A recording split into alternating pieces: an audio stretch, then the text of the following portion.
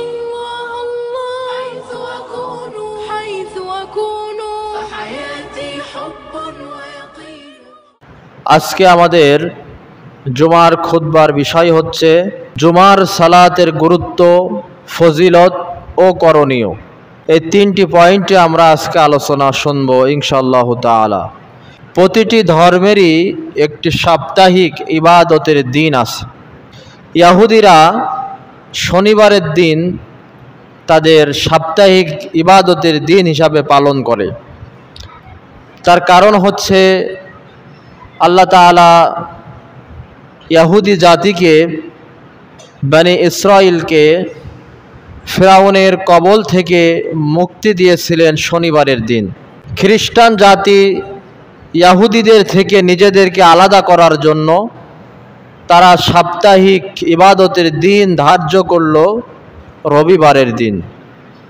অথচ এই বিষয়ে হযরতে ঈসা আলাইহিস সালামের কোনো নির্দেশনা ছিল না।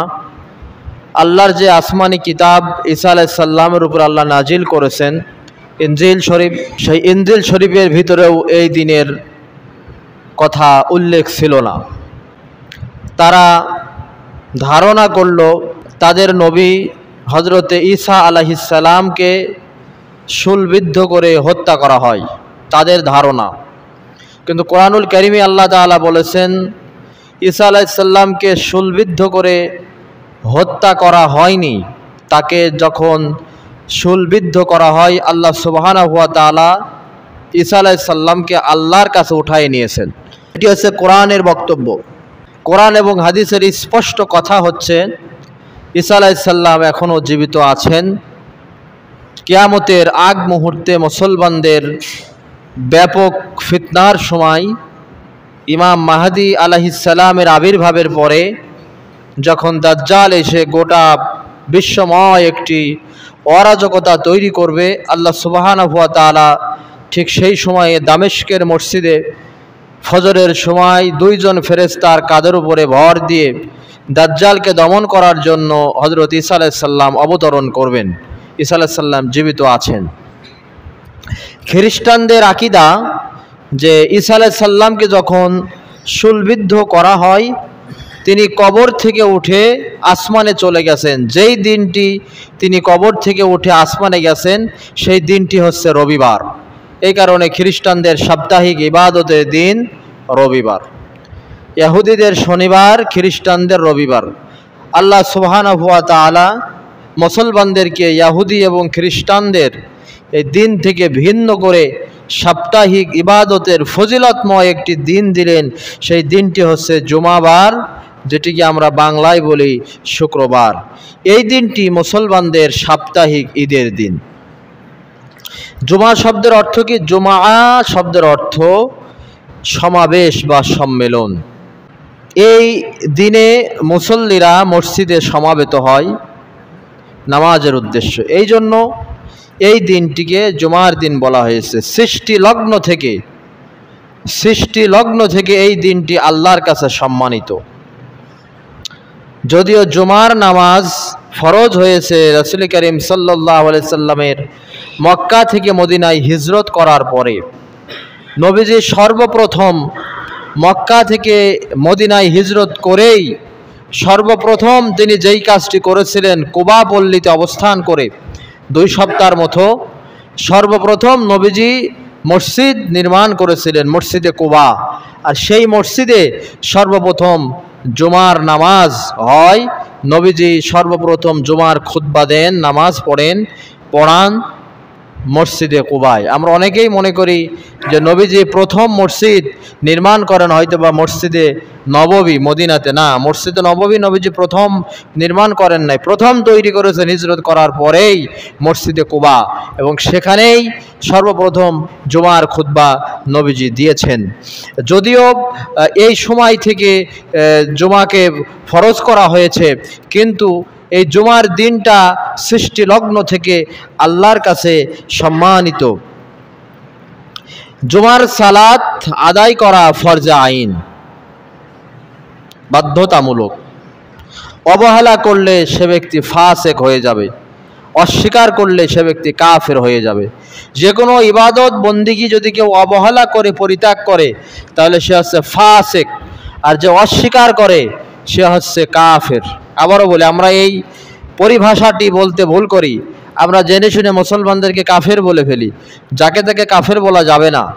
যদি ইবাদতের প্রতি শ্রদ্ধা থাকে কিন্তু ইবাদতটা পালন করে না, অবহেলা করে, অবজ্ঞা করে, পালন করে না, তাহলে সে ফাসিক। আর যদি সরাসরি অস্বীকার করে, নামাজ মানলামই না, এ লোকটা কাফের। কিন্তু নামাজ বিশ্বাস করে, নামাজের প্রতি তার শ্রদ্ধা আছে, কিন্তু নামাজ পড়ে না, ফাসিক। জুমার সালাত পড়ে না, ফাসিক। জুমার দিনের ফজিলত কি, জুমার দিনের বৈশিষ্ট্য কি, আমরা প্রথমে শুনি জুমার দিনের বৈশিষ্ট্য। রাসূল করিম সাল্লাল্লাহু আলাইহি সাল্লাম বলেছেন, ইন্না ইয়াউমাল জুমআতি সাইয়্যিদুল আইয়াম, 7 দিনের নেতা জুমার দিন। ওয়া আজামুহা ইনদাল্লাহ, আল্লাহর নিকট এই দিনটি খুবই সম্মানিত। কেমন সম্মানিত? ওহুয়া আজামু ইনদাল্লাহি মিন ইয়াউমিল আজহা ওয়া ইয়াউমিল ফিতর, ঈদুল ফিতর এবং ঈদুল আজহার চাইতেও জুমার দিনটা আল্লাহর কাছে সম্মানিত। সুবহানাল্লাহ। কিন্তু ঈদুল ফিতর, ঈদুল আজহাকে আমরা যেভাবে গুরুত্ব দিই, জুমার দিনটাকে আমরা সেভাবে গুরুত্ব দিই না। নবীজি বলছেন, ফিহি খামসু খিলাল, জুমার দিনে আছে 5টি বৈশিষ্ট্য। জুমার দিনের 5টি বৈশিষ্ট্য। খলাকাল্লাহু ফি আদম, খলাকাল্লাহু ফিহি আদম, 1 নম্বরের বৈশিষ্ট্য, এই দিনে আল্লাহ তাআলা আদি পিতা আদম আলাইহিস সালামকে সৃষ্টি করেছেন, দিনটি ছিল জুমার দিন। ওয়া আহবাতাল্লাহু ফিহি আদম ইলাল আরদ, আদম আলাইহিস সালামকে যখন দুনিয়াতে অবতরণ করেন সেই দিনটাও ছিল জুমার দিন। অফিহি তাওয়াফাল্লাহু আদম, আদম আলাইহিস সালাম যেদিন মৃত্যুবরণ করেন সেই দিনটাও ছিল জুমার দিন। অফিহি সাআতুল লা ইয়াসআলুল আবদু ফিহা শাইয়ান ইল্লা আতাহু মা লাম ইয়াসআল হারামান, এই দিনে এমন একটা মুহূর্ত আছে, এমন একটা সময় আছে, এই সময়ে কোনো বান্দা যদি আল্লাহর কাছে কিছু চায়, যদি সেটা হালাল জিনিস হয়, তাহলে আল্লাহ তাআলা সেটা তাকে দিয়ে দেন, দোয়া কবুল হয়ে যায়। এই সময়টা অনেকেই বলেছেন, ইমাম সাহেব যখন খুতবা দিতে মেম্বারে ওঠেন, এই মেম্বারের ওঠা থেকে নিয়ে নামাজ শেষ করা পর্যন্ত এই সময়ের ভিতরে কিছু চাইলে আল্লাহ তাআলা দিয়ে দেন। অথবা কেউ বলেছেন জুমা থেকে নিয়ে আসরের সময়টুকু এই ভিতরে কিছু চাইলে আল্লাহ তাআলা দেন। 5ম বৈশিষ্ট্য, অফিহি তাকুমুস সাআত, এই দিনেই কিয়ামত সংগঠিত হবে, জুমার দিনেই কিয়ামত সংগঠিত হবে। অন্য হাদিসে নবীজি বলেছেন যে জুমার দিনের বৈশিষ্ট্য বর্ণনা করতে, যে যেটি হচ্ছে সমস্ত দিনের লিডার, নেতা জুমার দিন। এই দিনে আদম আলাইহিস সালামকে সৃষ্টি করা হয়েছে, এই দিনে আদম আলাইহিস সালামের মৃত্যু হয়েছে এবং কিয়ামত সংগঠিত হবে যে ইসরাফিল আলাইহিস সালামের সিংহায় ফুৎকারের মাধ্যমে, এই সিংহায় প্রথম ফুৎকার হবে এই জুমার দিনই। এই জন্য জুমার দিন যখন আসে, সমস্ত গাছগাছালি, পশু পাখি, প্রাণীগুলো ভীত সন্ত্রস্ত থাকে, না জানি আজকেই সিংহায় ফুৎকার দিয়ে দেয়, কিয়ামত সংগঠিত হয়ে যায়। আবার দ্বিতীয় ফুৎকারের মাধ্যমে যে মানুষ কবর থেকে হাসরের মাঠে উঠবে, এই দিনটাও হচ্ছে জুমার দিন। নবীজি বলছেন, তোমরা এই জুমার দিনে আমার উপরে বেশি বেশি দরুদ পড়ো। এই যাবে আপনাদেরকে বলি, সকলে আমার সাথে পড়েন দরুদ ইব্রাহিম। এটি বলি বা না বলি, পড়তে হবে।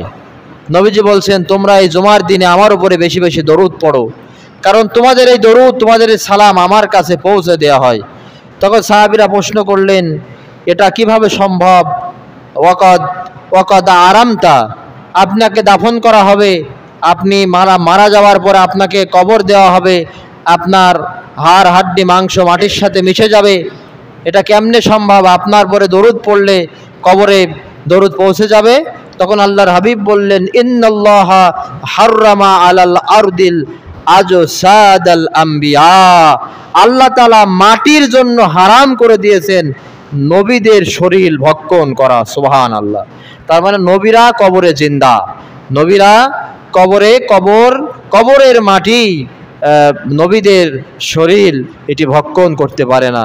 এছাড়া আরও হাদিসে প্রমাণিত আছে, প্রমাণ পাওয়া যায় আল্লাহর ওলিদের, যারা আল্লাহ রাস্তায় শহীদ হয়, নেককার বান্দাদের অনেকের বুজুর্গ ব্যক্তির কবরও, বুজুর্গ ব্যক্তির এই লাশ দাফন করার পরে তাদের দেহ মাটি ভক্ষণ করে না, ওই অক্ষত অবস্থায় থাকে।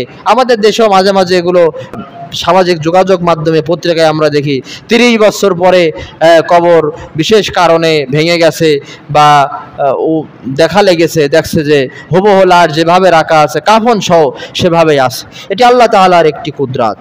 জুমার সালাতের গুরুত্ব কি? এগুলো হলো বৈশিষ্ট্য। গুরুত্ব, আল্লাহ তাআলা পবিত্র কোরআনুল কারিমে কোনো দিনের নামে সূরা নাজিল করেন নাই, একমাত্র এই জুমার নামে, জুমাবার শুক্রবারের নামে সূরা নাজিল করেছেন, সূরাতুল জুমআ। সেখানে আল্লাহ তাআলা বলেছেন, ইয়া আইয়ুহাল্লাযীনা আমানু, ওহে ঈমানদারেরা, আল্লাহ ডাকছেন, ওহে ঈমানদারেরা, ইজা নুদিয়া লিস-সালাতি মিন ইয়াউমিল জুমআ, যখন জুমার দিনে ডাকা হবে, জুমার নামাজের জন্য তোমাদেরকে ডাকা হয়, ফাসআউ ইলা যিকরিল্লাহ ওয়া জারুল বাই, সমস্ত বেচা কিনা, ব্যবসা বাণিজ্য, মাঠের কাজ সব কিছু ফেলে তোমরা জুমার দিকে চলে আসো, দৌড়ে আসো। দৌড়িয়ে নামাজ পড়া নিষেধ, কিন্তু আল্লাহ এখানে দৌড়ে আসতে বলেছেন। এর ব্যাখ্যায় তাফসিরের ভিতরে বলা হয়েছে যে তাড়াতাড়ি করে জুমার দিকে তোমরা আসো, ব্যস্ত হয়ে যাও জুমার নামাজ পড়তে আসার জন্য। নবীজি বলেছেন, যে ব্যক্তি জুমার সালাত পরিত্যাগ করবে, আল্লাহ তাআলা তার অন্তরে মোহর মেরে দেবেন, মোহর। পরপর 3 জুমা যে ব্যক্তি বিনা ওজরে ছেড়ে দেবে, আল্লাহ তাআলা তার অন্তরে মোহর মেরে দিবেন। মোহর মেরে দেওয়ার মানে কি? আল্লাহ তার অন্তর থেকে সৎ চিন্তা, সৎ কাজ করা এই প্রবণতা দূর করে দেবেন। খাতামাল্লাহু আলা কুলুবিহিম, আল্লাহ কোরআনুল কারীমের ভিতরে বলেছেন যে তাদের অন্তরে আমি আল্লাহ তাআলা মোহর মেরে দিয়েছে, সিল মেরে দিয়েছে।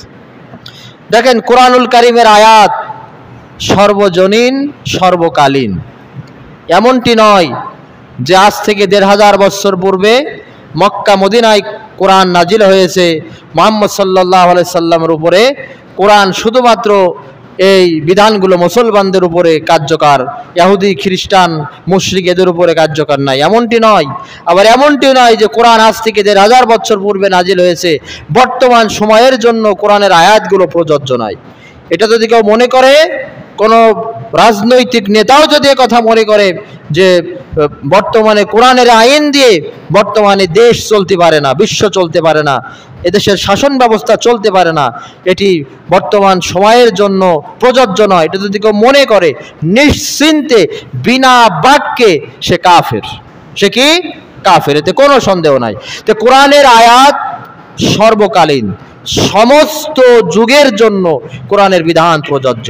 তা আল্লাহ তাআলা কোরআনুল কারীমের ভিতরে বলেছেন, ইন্নাল্লাযীনা কাফারু সাওয়াউন আলাইহিম আনযারতাহুম আম লাম তুনজিরহুম লা ইউমিনুন, আপনি তাদেরকে সতর্ক করুন আর নাই করুন, যারা অস্বীকার করে তাদেরকে যতই সতর্ক করুন অথবা সতর্ক নাই করুন, তারা কখনো কোনো অবস্থাতে ঈমান আনবে না। এখন আমি যদি আপনাদেরকে প্রশ্ন করি, এই আয়াতটি তো এখন বর্তমান সময়ের জন্য প্রযোজ্য, নাকি এই আয়াতটিকে বাদ দিয়ে দেবে? না, এখন আর আমাদের দেশে কোনো এইরকম চরিত্রের লোক নেই, অবশ্যই এই চরিত্রের মানুষ আছে। তাহলে এবার যদি আমি প্রশ্ন করি, আল্লাহ তাআলা বলেছেন যে তাদেরকে আপনি কোরআন হাদিস দিয়ে সতর্ক করুন অথবা নাই করুন, তারা ঈমান আনবে না, তারা বিশ্বাস করবে না। এখন যদি বলি বাংলাদেশের প্রেক্ষাপটে এই আয়াতটি কাদের জন্য প্রযোজ্য, আপনারা এবার খোঁজেন আর বোঝেন এই আয়াতটা কাদের জন্য প্রযোজ্য। এত বোঝানোর পরেও তারা বোঝে না কেন? তারপরে আয়াত আল্লাহ বলছে, খাতামাল্লাহু আলা কুলুবিহিম ওয়া আলা সামঈহিম ওয়া আলা আবসারিহিম, তাদের অন্তর, তাদের চোখে, তাদের কর্ণকুহরে আল্লাহ তাআলা মোহর মেরে দিয়েছেন, যার কারণে তারা এত দাওয়াত দেওয়ার পরেও তারা দাওয়াতগুলো গ্রহণ করছে না। অন্তরে মোহর মারার অর্থ তাদের অন্তরে সৎ কাজ করা, সৎ পথে চলা, সৎ চিন্তা ভাবনা করা, এগুলো তাদের মগজে, তাদের অন্তরে আসবে না। সুতরাং অন্তরে মোহর মারার অন্যতম একটি কারণ, যারা জুমার সালাত পরিত্যাগ করে, নবীজি বলছেন তাদের অন্তরে বিনা ওজরে যারা জুমার সালাত পরিত্যাগ করে তাদের অন্তরে আল্লাহ তাআলা মোহর মরে দিবেন। জুমার সালাতের ফজিলত, জুমার দিনটি এমন ফজিলতময়, আল্লাহর হাবিব সাল্লাল্লাহু আলাইহি ওয়াসাল্লাম বলেছেন, মান তাওয়াদ্দা ফাহসানাল ওযু সুম্মা আতাল জুমআ ফাস্তামা ওয়া আনসাতা গুফিরা লাহু মা বাইনাহু ওয়া বাইনাল জুমআ। যে ব্যক্তি জুমার দিনে উত্তম রূপে গোসল করে, সুগন্ধি জাতীয় প্রসাধনী থাকলে সেগুলো মাখে, মসজিদে আসে, কাউকে কষ্ট দেয় না, কারোর ঘাড় টপকিয়ে সামনে জায়গা থাকার পরেও, সামনে জায়গা পূরণ হওয়ার পরেও নিজে সামনে বসার জন্য ঘাড় টপকিয়ে বসে না, চুপ থাকে, মনোযোগ সহকারে জুমার খুতবা শ্রবণ করে। নবীজি বলছেন এক জুমা থেকে পরবর্তী জুমা আরো 3 দিন, মোট 10 দিনের অগ্রিম সগীরা গুনাহ আল্লাহ তাআলা তার মাফ করে দেন। সুবহানাল্লাহ। জুমার দিনের এত ফজিলত। চেষ্টা করবেন জুমার দিন পায়ে হেঁটে মসজিদে আসার, একান্ত পায়ে ব্যথা ওজর না থাকলে। কারণ নবীজি বলেছেন জুমার দিনে প্রতিটি পদক্ষেপ, প্রতিটা কদম, এই যে আপনি 1 পা ফেলেন, 2 পা ফেলেন, নবীজি বলেছেন প্রতিটি কদম 1 বছর নফল সাওম এবং 1 বছর তাহাজ্জুদের নামাজ পড়ার মতো সমান সওয়াব দেওয়া হয় প্রতিটি কদমে কদমে। সুবহানাল্লাহ। জুমার দিনে কত ফজিলতের কথা নবীজি বলেছেন। এরপরে নবীজি বলেছেন জুমার দিনের ফজিলত সম্পর্কে মানুষ যদি জানতো, তাহলে জুমার দিনে আগে আগে মসজিদে আসার জন্য মানুষ লটারি করত। কারণ সবাই তো প্রথম কাতারে বসতে পারবে না, এটা বসার জন্য মানুষ লটারি করত। আল্লাহর হাবিব বলেছেন প্রথম প্রহরে প্রথম যারা মসজিদে আসে, একটা উট কুরবানি দিলে যে সওয়াব হয়, জুমার দিনে প্রথম প্রহরে যারা মসজিদে আসে উট কুরবানি দেওয়ার সওয়াব তাদের আমলনামায় দিয়ে দেওয়া হয়। দ্বিতীয় পর্যায়ে যারা আছে তাদের গরু কুরবানি দেওয়ার সওয়াব দেওয়া হয়। তৃতীয় পর্যায়ে যারা আসে ছাগল কুরবানি দেওয়ার সওয়াব লেখা হয়। চতুর্থ পর্যায়ে যারা আসে মুরগি কুরবানি দেওয়ার সওয়াব দেওয়া হয়। পঞ্চম পর্যায়ে যারা আসে নবীজি বলছেন একটি ডিম কুরবানি বা ডিম পরিমাণ দান করার মতো সমান সওয়াব তার আমলনামায় দেওয়া হয়। তারপরে ইমাম সাহেব যখন খুতবা দেওয়ার জন্য মসজিদের মেম্বারে দাঁড়ান, ফেরেশতারা হাজিরা খাতা নিয়ে মসজিদের গেটে দাঁড়ায়। যারা মসজিদে এই জুমার নামাজ পড়তে আসে তাদের হাজিরা নেন। যখন খুতবা দেওয়ার জন্য ইমাম সাহেব এই মেম্বারে দাঁড়িয়ে পড়েন, ফেরেশতারা হাজিরা খাতা বন্ধ করে খতিবের খুতবা শোনার কাজে ব্যস্ত হয়ে পড়ে। সুবহানাল্লাহ। তাহলে জুমার খুতবার গুরুত্ব এত বেশি দেওয়া হয়েছে। তো জুমার দিনে আমাদের কিছু আমল আছে, সে আমলগুলো এখন আপনাদের সামনে পেশ করে আলোচনা শেষ করব। সেটি হচ্ছে এত ফজিলত, বুঝতে পারলেন জুমা এত ফজিলত। জুমার সালাত ফরজে আইন পরিত্যাগ করলে আল্লাহ মোহর মেরে দেবেন, মুনাফিকের খাতায় নামটা লিপিবদ্ধ করবেন। এত ফজিলত। জুমার দিনের বিশেষ একটা মুহূর্তে দোয়া করলে দোয়া কবুল হয়, ফেরত দেওয়া হয় না দোয়াটি। তাহলে এই দিনে আমাদের কি কি আমল করতে হবে? আমরা যে শুধু জুমার নামাজ পড়তে আসবো বিষয়টি এমন নয়। জুমার দিনে বেশ কিছু আমল আছে। প্রথম আমল, আপনি জুমার দিন জুমার নামাজ পড়তে আসার আগে আপনি মিসওয়াক করবেন, মুখের পবিত্রতা অর্জন করবেন, উত্তম রূপে গোসল ওযু করবেন। 3 নাম্বার, পাক পবিত্র পরিষ্কার পরিচ্ছন্ন উত্তম পোশাক পরিধান করবেন। এই যে আগেই বললাম যে আল্লাহর কাছে এই দিনটা ঈদুল ফিতর, ঈদুল আজহার চাইতেও মর্যাদায় বেশি। তো ঈদের দিন আমরা নতুন জামা কাপড় পরে ঈদগার মাঠে আসি, আর যেই দিনটা আল্লাহর কাছে ওই 2 ঈদের চাইতেও মর্যাদার দিক থেকে বেশি, সেই দিনটা আমরা অবহেলা কাটাই। হ্যাঁ, অপরিষ্কার অপরিচ্ছন্ন পোশাক পরে এই মসজিদে আসি। রাসূল কারীম সাল্লাল্লাহু আলাইহি সাল্লামের স্পেশাল একটা জুব্বা ছিল, যেই জুব্বাটি নবীজি শুধুমাত্র জুমার দিন আর বাইরে থেকে কোনো মেহমান আসলে তাদের সামনে পড়তেন। এই 2 কাজে শুধু ওই জুব্বাটা ব্যবহার করতেন। কত ব্যক্তিত্ব সম্পন্ন নবী মুহাম্মদ রাসূলুল্লাহ সাল্লাল্লাহু আলাইহি সাল্লাম। এরপরে সুগন্ধি থাকলে সেগুলো মেখে মসজিদে আসা। তবে মহিলারা যার সুগন্ধ ছড়িয়ে পড়ে এই রকমের কোনো সুগন্ধ মেখে মসজিদে আসতে পারবে না।